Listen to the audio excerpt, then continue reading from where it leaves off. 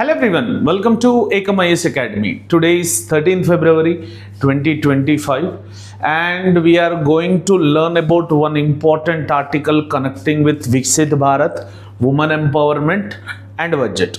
So this is the triangle which we are going to discuss. On one end we have budget, on the other end we have women, and on other end we have Viksit Bharat.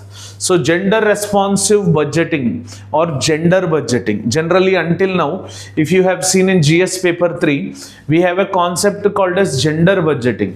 But nowadays a new phenomena or a new keyword is in the news, that is gender responsive budgeting, which can help India's women to become key drivers of the national growth.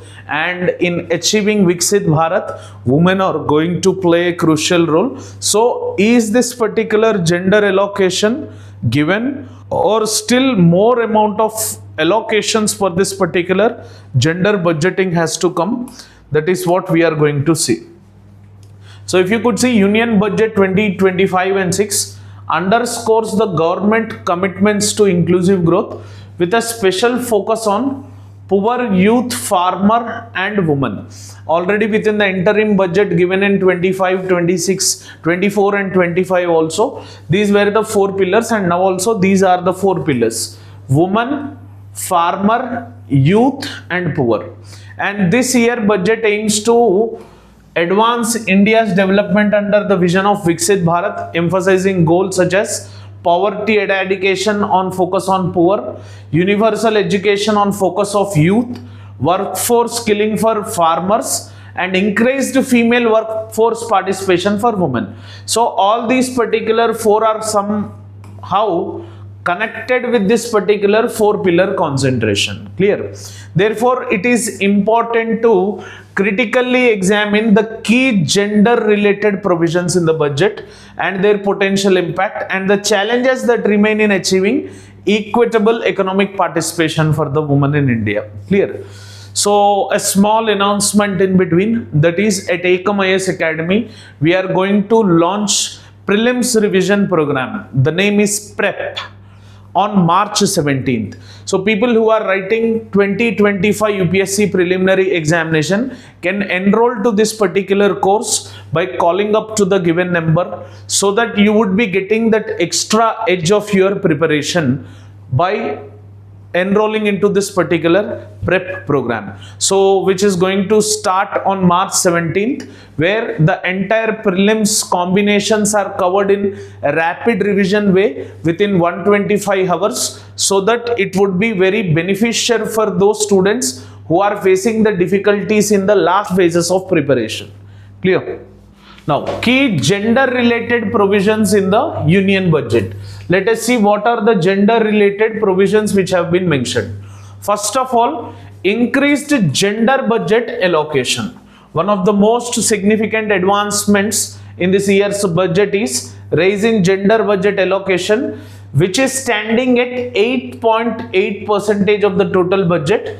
From earlier year, it was only 6.8. So there has been 2% surge in this particular segment. Now it is standing at 8.8, and allocation of 4.49 lakh crore across 49 ministries, which is reflecting a holistic government-wide approach to gender mainstreaming as such. So government wants to give a significant amount of importance in this particular gender budgeting.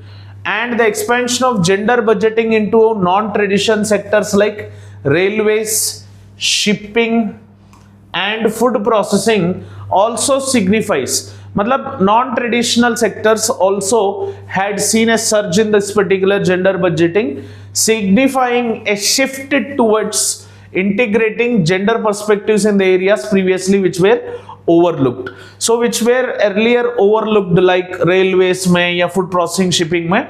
In this also the gender budgeting has been equated at an effective rate. Clear? So increased gender budget allocation is the first story. Second, recognition of female labor force participation rate. So if you see, the budget has recognized the raising female labor force participation rate which we call it as FLFPR, which increased from 33% to 42%. Almost this also has increased somewhere by 9%. So on a total 25 to 30% in total out of 33% got increased. And by seeing this particular positive trend, a considerable gap remains between male and female workforce participation. If you see, male participation is 71 and female participation is the rest 21. So despite of these efforts, this is still there, and to reach this particular segment almost near closer to 50-50 ratio, it takes somewhere around 20 to 25 years from now. So it is increasing at a very slow pace of rate. Moving further, it would be increased, and some or the other day near closer to Viksit Bharat position, we are going to see this particular 50-50% budget allocation. And achieving a target, ambitious target of 70% women participation in economic activities by 2047 will require sustained efforts in employment, entrepreneurship. See, by only giving jobs, this is not going to happen. First of all, they have to focus on employment. Second, woman has to be promoted as an entrepreneurs, and government should create credit facilities or incentives for these particular woman related segments. And along with that, social security is also one component which has to be focused, because most of the women, they don't participate in the employment activities, or they don't turn as an entrepreneurs because they don't have any kind of social security as such. So focusing on increasing employment, entrepreneurship and social security and access to productive resources, this is going to achieve an ambitious target of total out of 100 women, 70% of the women would be participating in the workforce in the economic activities by 2047. In that, employment, entrepreneurship, social security are the segments which have to be concentrated. So recognition, first is budgetary allocation, second is recognition of raising female labor force participation rate. Coming to the budget, addresses these areas through increased allocations to key initiatives like Skill India program. So budget has addressed these areas through increased allocations in this particular segment. Skill India program में budget बढ़ा दिए, and Deen Dayal Antyodaya योजना, National Rural Livelihood Mission के under, so in this also budget has been increased, and PM Vishwakarma Yojana. PM Vishwakarma Yojana, in this also budgetary allocations have increased. If you see, notably on total 52% of the combined 1.24 lakh crore allocated for this program is direct. So total the amount which was allocated is 1.24 lakh. In this, 52% of the combined allocated programs are towards women and girls. In this particular Deen Dayal PM Vishwakarma Yojana Skill India, so it is saying that government has a notion for allocating the fiscal management or the fiscal diversion or direction. They are diverting this particular fiscal component towards women and girls, which is reinforcing the government's intent. What is the intention of the government? By allocating the funding, government wants to make woman empowerment into a reality. That is what the main essence here is. Clear? Moving further, gig economy and social security for women workers. This is one of the most important. As you know, in gig economy, women's participation rate is high. Women's participation in this particular gig economy is high. So a major highlight of the budget is focus on gig and informal sector workers, who comprise 90% of the India's working women. As I have said, totally in India, the working woman component, if it is 100%, the 90% they are in this particular gig and informal sector itself. So the decision to issue ID cards and register gig workers on e-Shram portal बहुत important है.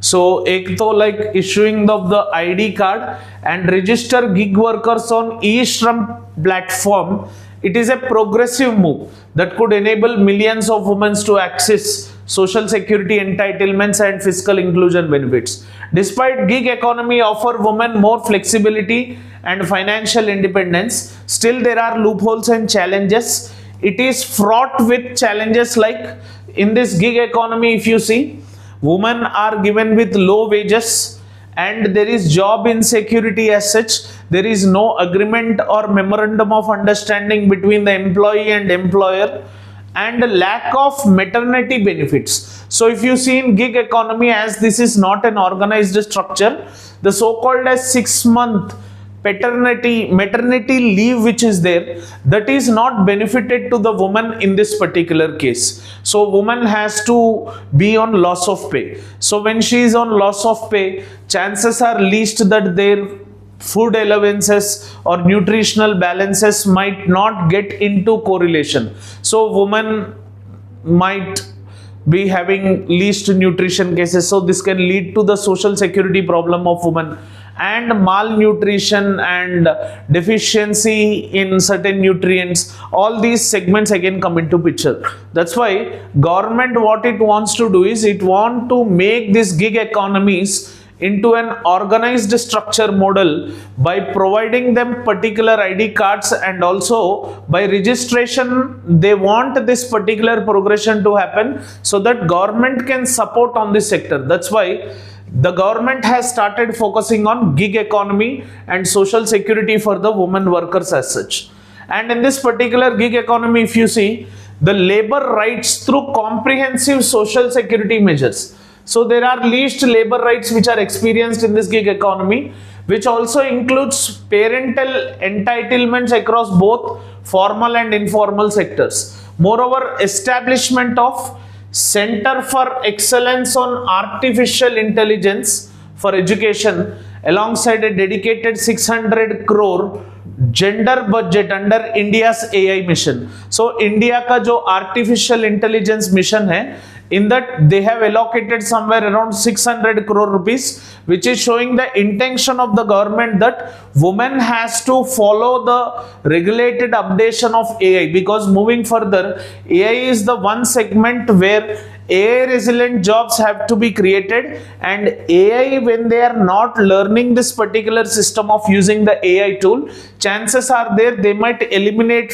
from the workforce. So government's intent of separate budget towards this particular gender budget towards this particular India AI mission demonstrate the government intent to harness technology for gender inclusivity. So technological changes can be brought, and government has a clear intention of making the harness of technology, but in that also government want gender inclusivity. So investing in digital education and skill development for women, investing in digital education and skill development for women will be vital in bringing the gender gap in high growth technological fields. If you see, in many areas and arenas of organized structures, high technological associated fields wherever they are there, in that maximum we see men participation. This is just because of lack of digital education and skill development for the women. So here we have to focus upon the digital education for development of women so that they reach to that location. If you see, earlier in ISRO, we used to have 90% of males and 10% female rate. But right now, if you see, we have somewhere around 55% of male and 45% of women. So they are still trying for including this particular woman into this particular high growth technological fields too. And the next one is acknowledgement of women entrepreneurs. See, for women to get employment, it is woman entrepreneur who can give employment to huge amount of women. Women not only working under someone, women should also be in a position to give the job. So that's where woman entrepreneurship comes into picture. And women-owned businesses make up to 20% of MSMEs in India. And in this, few are not correct, because as women have certain benefits, Few individuals, what they do is they register that particular MSME under the name of women, but in actual field practical work men would be included. This is not the exact rate, this is a government given rate. Mera estimation hai somewhere around 10% of MSMEs are women owned businesses. Registration might be somewhere around 24.5% in India, which employs approximately 27 million people.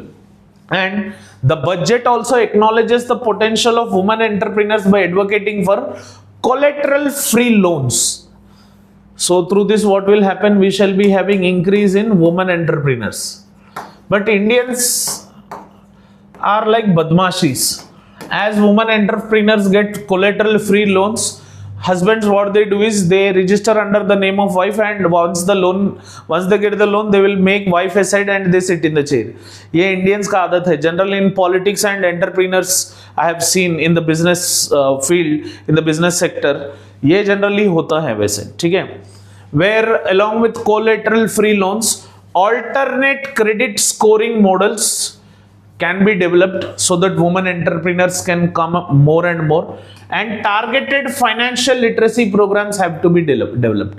And reports have suggested that creating 30 million additional women businesses could generate up to 170 million jobs, over 25% of employment needed for India's working age population by 2030. So it means by doing all this, a report is suggesting that if we can add 30 million additional women owned businesses, which will generate 170 million jobs, which could satisfy the need of 25% of unemployment problem in the India's working age group. So this is interlinked with as a chain model. So once it is done, more and more benefits. It will also solve unemployment problems. It will also solve the gender related issues in this regard. And thus policies that enhance financial access and business support for women entrepreneurs are key for economic growth, as everyone see. So that's why if you could see, we have discussed 4 segments. Increase in gender budget allocation, this is first one. Second, gig economy and social security for women.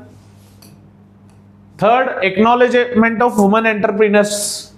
Recognition of FLFPR2. So these are the 4 segments which we have discussed in this. But remaining challenges and the road ahead, if you see, the budget lays a strong foundation for gender inclusive development, achieving Viksit Bharat ambitious targets, which will require more than just a financial allocation, effective policy implementation, sustained infrastructure development, and social norm transformation are essential. Persistent challenges like gender pay gaps, as still in India we have this gender pay gaps, and occupational segregation, like high positions only by men and lower positions by women, and cultural barriers are limiting women workforce participation, must be addressed through comprehensive labor reforms and gender sensitive work policies. Comprehensive labor reforms and gender sensitive workplace policies. Clear? So while the budget lays a strong foundation on this gender inclusive development, achieving Viksit Bharat ambitious target will require more than just a financial allocation. Just by giving financial allocation, the scene might not reverse in a day. In that, effective policy making, however, it is required, but implementation is the question of the hour. And along with that, sustained infrastructure development and social norm transformation in the society is also the need of our. Along with that, we have certain challenges which we have to address. Just by increasing allocation, this is not going to give us a greater outcome. First is gender pay gap is there, that has to be focused so that it would be an encouragement for women. And occupational segregation of higher jobs only for men, lower jobs only for women. This social norm, it's generally a social value which is followed in the organizational structure, and cultural barriers which generally limit the women's workforce participation must be addressed at a very focused rate. And if you see, moreover, gender response budgeting must go beyond allocations and focus on measurable outcomes. Just by allocating the funding, we are not going to get that particular essence. For example, if you are giving some collateral loans to one particular woman in her particular business, later on also you have to keep checks and balances that who actually are maintaining it. So along with the implementation, checks and balances are also necessary. And use of gender disaggregated data to track access and utilization of government schemes can ensure that investments translate into tangible improvements. So where right now if you see the investments which are there, they are giving us untangible outputs, but in a real sense these particular investments and gender disaggregated data to track access and utilization of government schemes, when they are effectively used, then the outcome can be seen, felt and touched.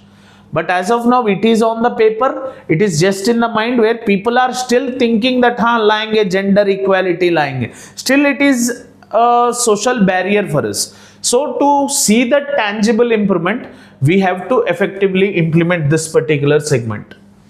And coming to the conclusion, the budget 2025-6 marks a significant step towards fostering women's economic empowerment. Obviously, government has given a huge position for women, and gender budgeting has been increased through increasing gender focused allocations, targeted skill development, financial inclusion measures. But the realization of Viksit Bharat requires sustained commitment beyond budgetary provisions. ये बहुत अच्छी बात है ना. It is not only budgetary provisions देने से कुछ फायदा नहीं है. Sustained commitment is required to make sure that we get the realization of Viksit Bharat. So by gender responsive governance, strengthening social protections for women and promoting equal labor participation, like if women are in the merit list, give them the higher positions. So women participation is very, very important. India can position women as a key drivers of economic growth, which will lead to Viksit Bharat. Done.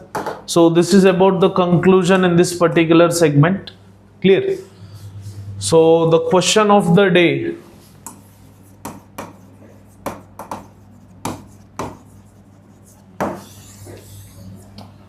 Question: discuss the role of woman for India achieving Viksit Bharat 2047, and also explain the challenges in focus of gender budget. Clear? 250 words, 15 marks. So this is the question of the day. Clear? So hopefully you have enjoyed this particular video. If you have enjoyed it, please do like it and also share this video as much as you can. And please subscribe to Ekam IAS Academy channel and click on the bell icon for the continuous notifications.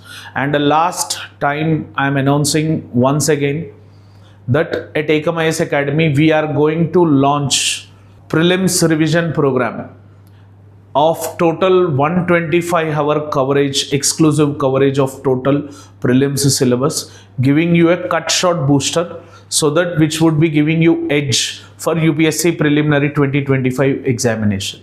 So in UPSC 2025, people will be, in general, any UPSC prelims examination, people will be failing the examinations with only very least mark of short.